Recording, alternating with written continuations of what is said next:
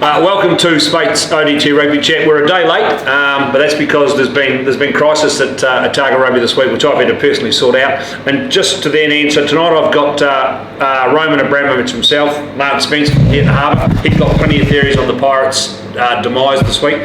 And of course I've got Harty from Liquorland, who's also in charge of the referees. In fact, he stocks the bar here at the Meads Bar, so that's the reason I invited them along. I'm going to get a discount on my next purchase, Hardy, is that right? No, it's going up. Right, thanks for that, that's pretty good. Let's start this thing off with positive. Look, boys, just to start off, now look, you guys haven't got on that well over the last couple of years. I remember a couple of years ago you were refereeing a game at, you might have been touch judging at the Varsity Oval for Harbour, and you got an absolute stick from the Harbour boys. So have you and Lance made up since then? Well, we've always been mates, we just had a difference of opinion now and again. Right. You know, late at nights when Lance gets a bit excited, he sends out an email that I've got to respond to. But it's all good. Lance is a passionate man. Now, you've been wanting to know why we're wearing Harbour hats, but and I've got a Harbour hoodie to put on later on, but it's only because I'm easily bored, and that's the reason. So let's talk about speaking of checkbox, Lance. Look, I've cast a couple of aspersions over the last few weeks. Now, look, tell me, I hear there was another big offer went in for the Varsity Lock this year. Yeah, quite a big offer. How did it go? It obviously got turned down. I thought we were getting close, but he got swayed. I think Brendan got in his ear in the last minute, and he decided to start Varsity. There was talk of 20 grand. Oh, I can't disclose. You can't disclose? Right. It was an employment contract. Boys, let's get on to the... I've just lost my hoodie, I'll smooth it up. We've got to move on to I wouldn't do anything illegal. Right. We'll move on, because the Targa Rugby would all over you like a ton of bricks. Yes. So look, let's quickly talk about the Pirates issue. Okay. Look, I've stated in the paper tomorrow that... Look, there was all sorts of rumours flying around. They weren't going to put a team on the paddock last week. They had no players at practice. They sacked their chairman, Stephen. They probably should have, but apparently they didn't. So there's lots of things been going on. They've had a couple of crisis meetings this week. Lance, you and I went to a meeting last night. Look, but as we found out at that meeting last night, okay, they've had 16 injuries in their Premier side, and that's compounded for them, and they're struggling to get players on the paddock. But as we found out last night, it could have that same thing could easily happen to 2 or 3 other teams. Yeah, well, Zingery's in the same boat. They're looking like they're going to default tomorrow. That's in Prem 2. That's in Prem 2s. Green Island's sort of at that stage. Harbour, even though we're top of the competition at the moment, we've only got 2 teams in the club, and we've got a half a team with the Grizzly Hawks. So we're not in great stead either, really, with numbers. And I think that this has been coming for a while, and I think that the numbers are dropping off in rugby, and it's really sad, and something drastic needs to happen, I think, this year, otherwise to turn it. So look, I think the Pirates will get a team on the paddock this weekend, and I think some of the clubs, if we have a couple of defaults tomorrow, the Harbour boys may be able to throw some players their way. We're looking at trying to give them a couple of tight forwards if we can. That's from the Sharks' point of view. So look, Hardy, you're a guy that's on the outside looking in. Where do you see this going in terms of some of the clubs are really struggling to put quality players on the paddock? Well, just in Pirates' instance, the most important thing that they've got to do is they've got to hang in. And if any club that's getting short, you've got to hang in. I was involved with a club that's no longer in existence, and my only wish was that we'd worked harder in the early days when the numbers were getting short. It doesn't matter what you're doing. Look, you need to get hold of your supporters. You need to have think tanks around how you can get extra players. You've got to go to the union and see what they're going to do about the competition, where it's going to run, and how they're going to structure their grades. All those sorts of things are going to be laid on the table. But the most important thing is that you've got to pull in the trenches and tighten the gaps up, and just make sure that you're still involved in the game. Yeah, look, I agree, Lance, because there's talk of Pirates are apparently chatting to Southern at the moment, talking about amalgamation, and you guys haven't done anything about it, but you're thinking about doing some stuff. But the question I have is, I tend to agree with Hardy. Look, as soon as if you go to that decision and you pull a club out, for example, and say you do combine, I think at the end of the day you just end up with less players. Long term it's not going to work. Yeah. So the other big problem for clubs I've found in the last 2 or 3 years is volunteers. Everyone's really busy today, and it's hard to get good volunteers, because you only need to look at Lambriune and Wheels and a few of the other guys around the other clubs that have been there for years and years. And without those guys, and they move on, there's nothing really coming underneath.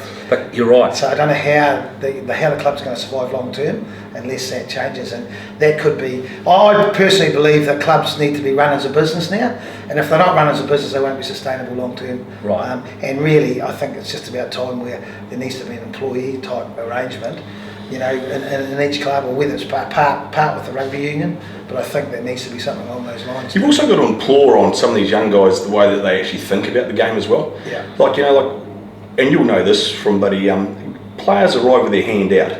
They never arrive with their hand up to see what I can do for the club. It's always with the hand out, and that's a culture change within, you know, when they're growing up. I mean, Jesus Christ, when, you know, I mean, and I know it's going back to the dark age, but when we were playing rugby, you paid for your own boots, socks and shorts. You may have got a jersey, and you may have got a 24 pack of beer in the change rooms afterwards. But crikey, nowadays, if you don't offer gym membership and training and that sort of thing, they all feel hard done by. Yeah, they do. Yeah. Some of them got hard done a little bit. And I think one of the big issues too, Lance, when you're talking about those kids, though, that you haven't got those volunteer bases. But see, one of the big dramas we have, a lot of our rugby players right through the clubs are all students, and they're only here for 3 years anyway. So I don't know where you get these like that. You don't get that next group of club chairmen, club coaches, club managers. You just don't have them anymore. Yeah, I've got a bit of a view on it too. I think varsity, are creating a bit of an issue, of a problem by holding on to too many players in each team. And if they, had a lesser number, say 25 or 30 in each team, and release those other players, they'd be going to other clubs, and that will strengthen the depth of rugby. So I think that varsity and Otago Rugby need to get around a table and look at what they're doing too. But they're only running. I mean, but if you go back in the heyday where varsity could run up to 10 teams, and going back into the 70s and 80s, and probably 70s and 80s, they were running big numbers of teams. But they're only running 2 colt sides. Yep.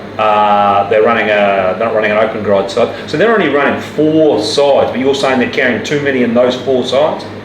That's what I hear. Yeah. So look, we'll park it up for a sec, because we've got you on. I mean, because you do have another job. You are in charge of the referees for the one of your sins. You're losing Sheldy. That must be a massive blow for the union. Well, massive as a person, or massive in... Well, just the fact. I hear he lost his keys last week in Arrowtown, but it's just a massive blow. And he's just the best referee we've had down here. I wouldn't say he's the best referee, but as far as losing his keys go, I mean, I don't mind dwelling on that a little bit longer, because he came back with a love ball on his neck as well. So I don't know what that happened there. Let's not go down that. That doesn't sound good for a start. No. But you did send him to. Did you send him? Hello. Did you send him to an Arrowtown for a reason?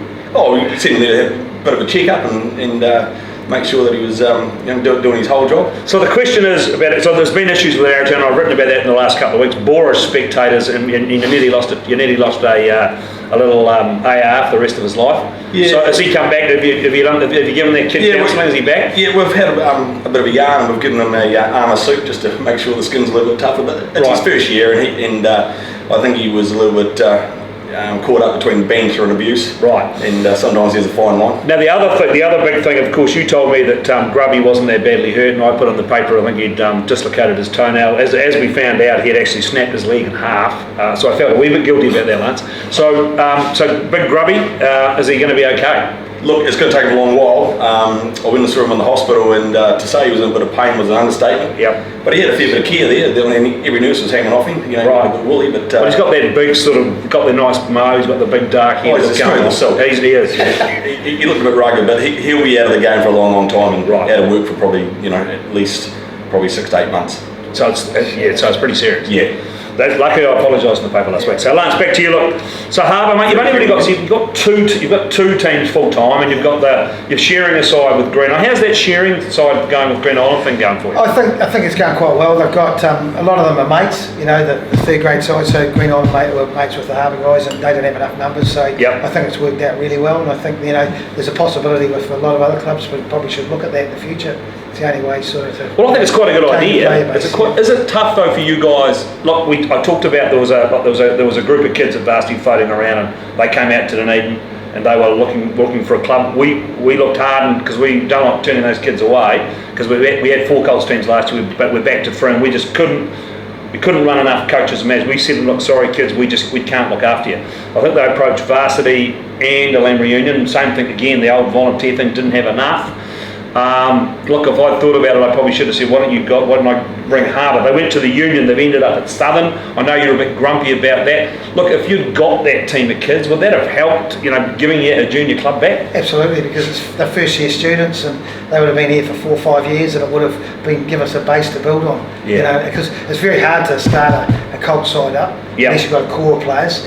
They're probably all mates, so it would have been fantastic for our club. And I was disappointed they went to Southern, but Southern have offered to give it back to us. Give the I heard that. So I would like to talk further about that if the opportunity's there. Yeah. We would love to take it on. We'll get coaches. Is it hard for you guys? Because but you guys train at Ravensbourne, don't you? Yeah. So if you're a student, it's like going to Logan Park. We've got a van, so we can pick them up. And, so there's no trouble. A couple of vans and heaps of boys coming and overfill it, go. Lance. Oh, we'll overload. So they could overfill it. He's got to put seats in those vans now too. But you used to cram a lot. We've got a roof rack. Look. So where do you look again? Outside looking in, Hardy. Look, we're a bit doom and gloom, especially with what's happened this week and what's happening with. We could have 3 Prem 2 sides defaulting on the weekend. We're talking probably Pirates defaulting, possibly Green Island, possibly Zingaree, and that's we're only in week 4 of that grade. So look, we're a bit doom and gloom. But what outside looking in, where do you think it is? Look, I've seen a lot of competitions throughout New Zealand through work and travels, and I don't think that you truly realise just how good the quality of rugby is. There's a lot of unions that have Prem 2s playing in the P1s and getting done every week. You've only got to go to Bay of Plenty where they have 1 million teams, but the quality is absolutely average in most instances. It's the top ones that come through at the end of the season. So I don't think it is all doom and gloom. I just think that the members of the clubs have just got to think a little bit harder about how they go about recruiting and about what they're doing. And it comes down to really putting all those ideas on a scrap of paper, picking out 4 of the best ones and running with them and sticking with them. And once you get a bit of culture in the club, then you start getting numbers back. But if your culture's average, then you won't get those numbers. Right. Give me.